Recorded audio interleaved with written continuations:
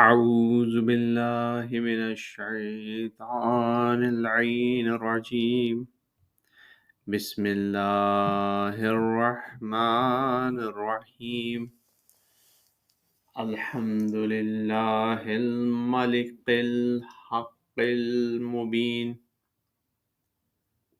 رب اشرح لي صدري ويسر لي أمري واحلل عقدة من لساني يفقه قولي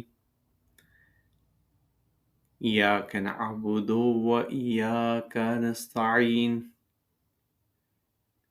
اللهم صل وسلم وزد وبارك على النبي الأمي العربي الحاشمي القرشي المكي المدني صاحب الوقار والسقينة المدفون بالمدينة العبد المؤيد ورسول المسدد المصطفى الأحمد المحمود الأمجد أبي القاسم محمد اللهم صل على محمد وآل محمد وأهل بيته الطيبين الطاهرين المعصومين المظلومين أما بعد فقد قال الله سبحانه وتعالى في كتاب محكم مبين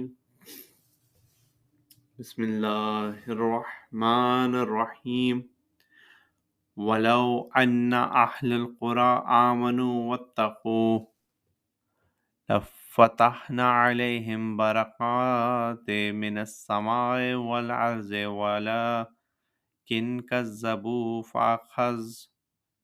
فأخذناهم بما كانوا يكسبون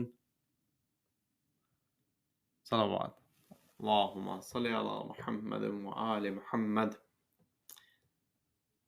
سورہ مبارکہ آراف کی 96 آیت میں ورس 96 اللہ تعالیٰ ارشاد فرماتا ہے کہ اگر قوم کے لوگوں نے، اگر قریے کے لوگوں نے، اگر اس علاقے کے لوگوں نے ایمان اختیار کیا ہوتا اور تقوی اختیار کیا ہوتا تو اللہ تعالیٰ کہتا ہے کہ ہم ان پر آسمان اور زمین سے برکتوں کے دہانے کھول دیتے، مگر ان لوگوں نے جھٹلایا، پس ہم نے انہیں ان کی کمائی ہوئی چیزوں کی بنا پر پکڑ لیا۔ یہاں پہ اللہ تعالیٰ ارشاد کلیئرلی فرماتا ہے کہ اگر لوگ ایمان لائے ہوتے اور تقوی اختیار کیا ہوتا تو ان کے اوپر برکتیں نازل ہوتی آسمانوں اور زمین سے۔ اس چیز کو یاد رکھیں، ایک شرط ہے تقوی اختیار کیا ہوتا، ایمان لائے ہوتے، اور اس کا رزلٹ ہے کہ برکتیں نازل ہوتی آسمانوں سے اور زمین سے۔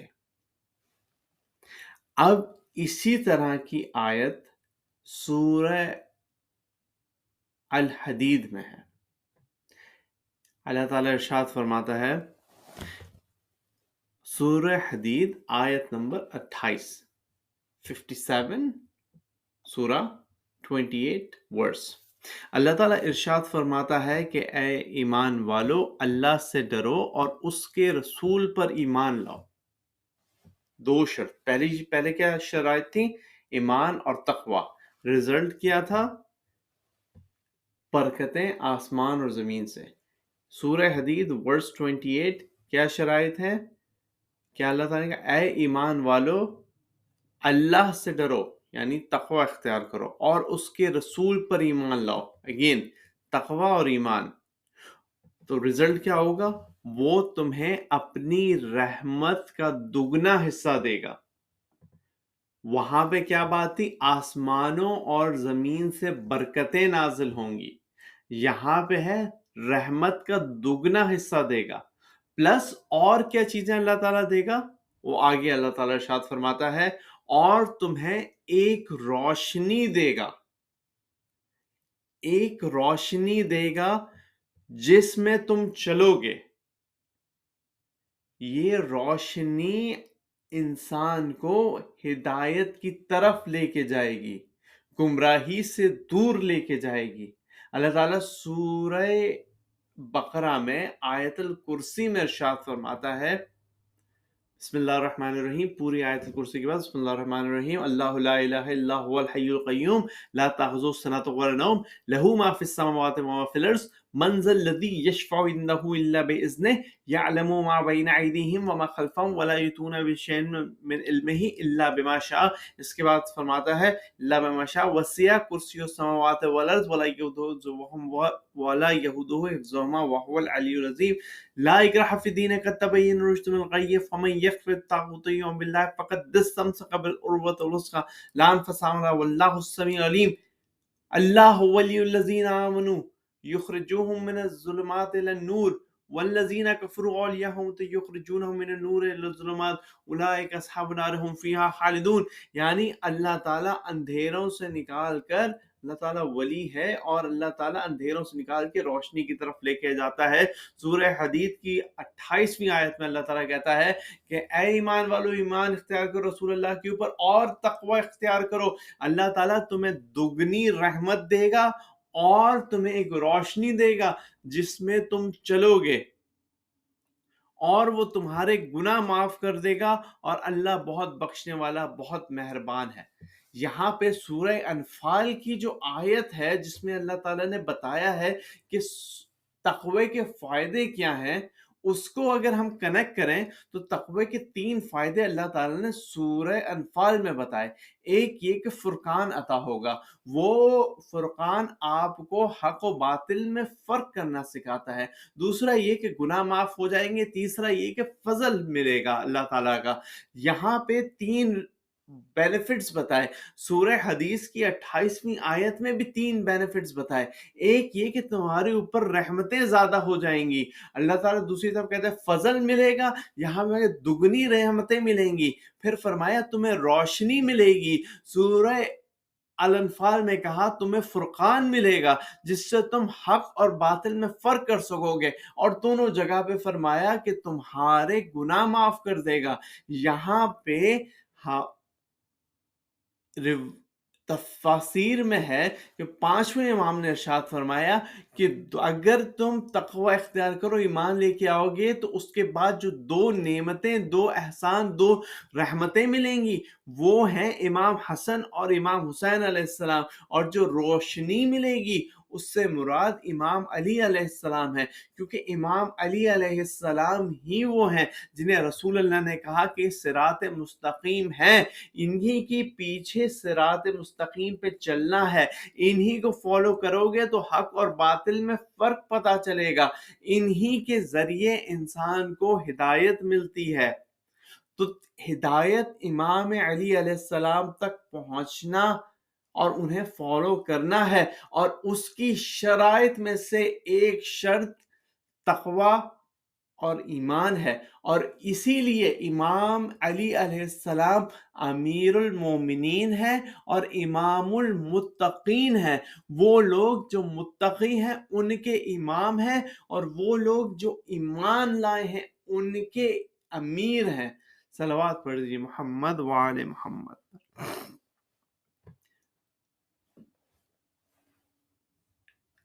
اسی طرح کی بات قرآن مجید نے دو دوسری آیتوں میں کی۔ اب یہاں تک ہمیں یہ پتہ چل گیا کہ اگر ہمیں رحمت چاہیے، اگر ہمیں ہدایت چاہیے، اگر ہمیں فرقان چاہیے، اگر ہمیں گناہوں کو محو کروانا ہے، اگر ہمیں اپنے لیے رحمتیں اور نعمتوں کی فراوانی چاہیے، تو ہمیں ایمان اور تقوی اپنے اندر پیدا کرنا ہے۔ اور امام علی علیہ السلام امیر المومنین ہے اور امام المتقین ہے۔ کیا کوئی ایک ایسی جگہ ہے قرآن مجید میں جہاں پہ یہ بات اور واضح ہوتی ہے کہ امام علی علیہ السلام کو فالو کرنا یہ گارنٹی ہے جس سے نعمتوں میں اضافہ ہو، جس سے برکتوں میں اضافہ ہو، جس سے دنیا اور آخرت میں ہدایت ملے۔ تو سورہ المائدہ کی 65 اور 66 آیتوں میں کچھ اسی طرح کا بیان ہے۔ فرق یہ ہے کہ اس کے اندر کلاسیفائڈ ہیں یہودی اور عیسائی، اور اللہ تعالیٰ کہتا ہے کہ جو بیان، جو میسج ہم نے نازل کیا، اگر اس کے اوپر یہود و نصارہ عمل کرتے تو ان کے اوپر زمین و آسمان سے برکتیں نازل ہوتی۔ یہ اسی طرح کا میسج ہے جو سورہ حدید میں اور سورہ آراف میں ہم نے ابھی پڑھا، لیکن فرق یہ ہے کہ یہودی اور نصارہ کے لیے بیان کیا گیا ہے کہ شرط رکھی گئی کہ کیا کرو۔ ابھی تک ہم نے کہا کہ ایمان اور تقوی اختیار کرو، لیکن ایمان اور تقوی ہو سکتا ہے کوئی کہے کہ ایبسٹریکٹ ٹاپکس ہیں، ہمیں پتہ نہیں کہ ایمان اور تقوی کس طرح ہم حاصل کریں۔ تو اللہ تعالیٰ نے یہودیوں اور عیسائیوں کو بتایا کہ اگر تم اللہ کے میسج کو فالو کرو تو اللہ تعالیٰ تمہارے اوپر اپنی نعمتیں نازل کرے گا، لیکن ان لوگوں نے نہیں کیا۔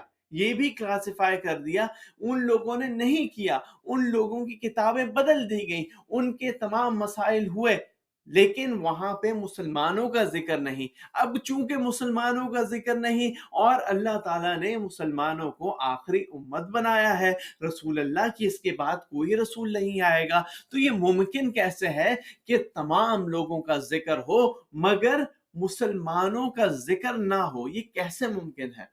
اسی لیے جو 67th آیت ہے سورہ المائدہ کی، اس میں اللہ تعالیٰ نے بہت کلیئرلی بتایا۔ کیا بتایا اللہ تعالیٰ نے اس آیت میں؟ اس آیت میں اللہ تعالیٰ ارشاد فرماتا ہے، یا ایھا الرسول بلغ ما انزل الیک، اگر آپ اے رسول پہنچا دیجئے جو آپ کو بتایا گیا ہے، اور اگر آپ نے نہیں پہنچایا تو آپ نے کچھ بھی نہیں پہنچایا۔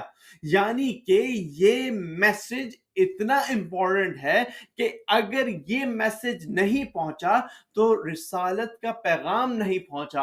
اور جو پیغام پچھلی آیتوں میں اللہ تعالیٰ نے کہا کہ یہودی اور عیسائی اگر اس میسج کو فالو کرتے تو وہ دنیا کی نعمتوں کی فراوانی سے بہرہ مند ہوتے، لیکن انہوں نے فالو نہیں کیا۔ مسلمانوں کو کہا کہ اے مسلمانوں، کچھ میسج آنے والا ہے رسول اللہ کی طرف سے، اس میسج کو فالو کرو، تمہارے اوپر وہی برکتیں نازل ہوں گی جو پچھلی امتوں پہ نہیں ہوئی، کیونکہ انہوں نے فالو نہیں کیا۔ وہ میسج وہی تھا کہ جس میں رسول اللہ نے غدیر خم میں کہا من کنت مولا فہذا علی مولا، اور بہت سی چیزیں کہیں کہ قرآن اور اہل بیت دونوں ساتھ ساتھ رہیں گے، یہ جدا نہ ہوں گے، میرے بعد اہل بیت کا ایک سلسلہ ہوگا جو امام ہوں گے، اور ان کو جو فالو کرے گا وہ ہدایت پہ ہوگا۔ اے اللہ اس کو دوست رکھ جو ان کو دوست رکھے، ان سے دشمنی کر جو ان سے دشمنی کرے، اور یہ میرے بعد امیر المؤمنین ہے، اور آؤ سب آ کے انہیں بیعت دو اور کہو السلام علیکم یا امیر المؤمنین۔ رسول اللہ نے بتایا کہ یہ امیر المؤمنین بھی ہیں، یہ میرے بعد ولی بھی ہیں، ان سے ہی متمسک رہنا، یہ قرآن سے جدا نہیں ہوں گے، ان کی اولاد میں امامت چلے گی، کچھ سوال ہوں انہی کے پاس جانا، کچھ پرابلم ہو انہی سے ملنا، کچھ کوشچن ہو، یہی ہدایت کا راستہ ہے۔ اسی کے بعد اللہ تعالیٰ نے سورہ مائدہ میں تیسری آیت میں ارشاد فرمایا کہ اے مسلمانوں، ہم نے تمہارے اوپر اپنی نعمتیں تمام کر دی، اپنا دین مکمل کر دیا، تمہارے لیے اسلام کو سلیکٹ کر لیا۔ اب پتہ چلا کہ یہ وہی ہے کہ اگر ہمیں ایمان اور متقی ہوں گے تو ہمارے اوپر نعمتیں نازل ہوں گی، اور ایمان اور متقی ہونے کی شرط یہ ہے کہ ولایت محمد و آل محمد کے ساتھ متمسک رہیں گے تو ہمیں ایمان بھی ملے گا اور تقوی بھی ملے گا۔ جب یہ ملے گا تو نعمتیں بھی نازل ہوں گی اور برکات بھی نازل ہوں گی۔ ایک بار صلوات پڑھ دیجئے محمد و آل محمد پر، صلی علی محمد۔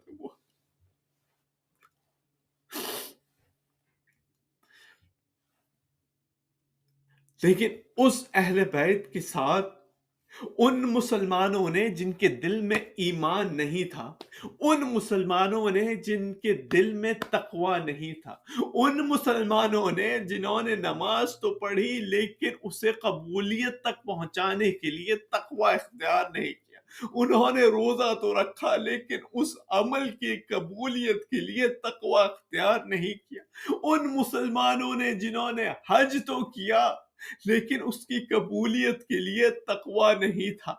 آج بھی لوگ حج پہ جاتے ہیں، آج بھی لوگ عمرہ پہ جاتے ہیں، آج بھی لوگ بیت اللہ اور مسجد نبوی میں جاتے ہیں، مگر اس روز جس دن عاشورہ ہے، جس دن اہل البیت میں سے رسول اللہ کا محب امام حسین علیہ السلام شہید ہوئے، فاطمہ زہرا کا دلبر امام علی علیہ السلام کا وہ بیٹا، وہ جو شہید ہونے کے لیے اس سے بچپن میں وعدہ ہوا تھا، جس روز وہ شہید ہوا وہ دنیا روئی، آسمان رویا، پتھروں کے نیچے خون تھا، سرخ آندھیاں چلی، گھروں میں کھانا نہیں پکتا، لوگ کالے کپڑے پہنتے ہیں۔ اس روز اس شہید کے لیے آسمان سے فرشتے گریا کرتے ہیں، انبیاء گریا کرتے ہیں، مگر وہ لوگ جن کے دل میں ایمان نہیں، جن کے دل میں تقوی نہیں، وہ لال کپڑے پہن کر مسجد نبوی میں جاتے ہیں اور خوشی مناتے ہیں۔ یہ بنو امیہ نے ایسا ظلم کیا ایک اسلام کی قوم کے اوپر، لیکن بنو امیہ تو کارندہ شیطان تھے۔ شیطان نے کہا انہیں اہل بیت سے دور رکھنا تو ہر چیز ان کی حضرت ملت ہو جائے گی، انہیں ہدایت نہیں ملے گی۔ اسی وجہ سے شیطان نے یہی کوشش کی کچھ ہو جائے اہل بیت علیہ السلام سے دور رکھے، اور جب یہ لوگ سر امام حسین علیہ السلام کاٹ کے اس سر مبارک کو اپنے ساتھ لے کے 40 لوگوں کے قافلے میں آگے آگے شام جا رہے تھے، تو ایک روایت ملتی ہے کہ ایک جگہ ان کا پڑاؤ ہوا رات میں۔ یہ راوی بیان کرتا ہے کہ میں ان لوگوں میں شامل تھا کہ جو سر حسین کو، فاطمہ زہرا کے پیارے حسین کے سر کو لے کے ہم لوگ شام جا رہے تھے، اور اس نے بیان بھی ایسے کیا، وہ کہتا ہے کہ راوی کہتا ہے کہ مجھے ایک شخص ملا جو خانہ کعبہ کے گرد طواف کر کے کہہ رہا تھا اے اللہ مجھے معاف کر دے، اور مجھے معلوم ہے کہ تو مجھے معاف نہیں کرے گا۔ تو اس راوی نے پوچھا کہ تیرا ایسا گناہ ہے کیا کہ جو تجھے معلوم ہے کہ اللہ معاف نہیں کرے گا؟ یہ جگہ تو وہ ہے جہاں اللہ گناہ معاف کرتا ہے، یہ مہینہ تو وہ ہے جہاں اللہ گناہ معاف کرتا ہے، یہ جگہ تو وہ ہے، یہ ایام تو وہ ہیں جہاں اللہ گناہ معاف کرتا ہے، تیرے گناہ کیوں نہ معاف کرے گا اللہ؟ اس نے کہا ابھی حرم سے باہر چل، میں تجھے بتاتا ہوں۔ اس نے کہا جب باہر گئے کہ ایک دفعہ ہم امام حسین کا سر لے کر شام جا رہے تھے، جب کہ ہم ایک رات ٹھہرے شام کے کسی ویرانے میں، وہاں پہ ہم کھانا کھا رہے تھے، تو ہم نے دیکھا ایک ہاتھ برآمد ہوا اور اس کا جسم نظر نہیں آتا تھا، اس ہاتھ نے کہا وائے ہو، ہمیں آواز آئی اس ہاتھ کے پاس سے، وائے ہو ان کے اوپر جنہوں نے رسول اللہ کی عطرت کو مار دیا، جنہوں نے حسین کو شہید کر دیا، ان لوگوں کو اللہ کی شفاعت کیسے نصیب ہوگی؟ اور یہ 3 دفعہ ہوا، ایک دفعہ ہوا لوگوں نے اگنور کیا، دوسری بار ہوا اگنور کیا، تیسری بار ہوا، اس نے کہا اب مجھے ڈر لگنے لگا، اب مجھے ڈر لگنے لگا کہ یہاں پہ یہ کیا بات ہے، میں نے کھانا چھوڑ دیا، کھانا چھوڑا، ادھر مجھے محسوس ہوا کہ کوئی ٹکٹکی باندھ کے سر امام حسین کو دیکھ رہا ہے، سر سے ایک عجیب نور ساطع تھا، آسمان تک جا رہا تھا، اتنے میں ایک راہب نکلا، اس نے کہا یہ کس کا سر ہے؟ یہ انہوں نے کہا یہ رسول اللہ کے نواسے کا سر ہے۔ کون رسول؟ محمد مصطفیٰ کے نواسے کا۔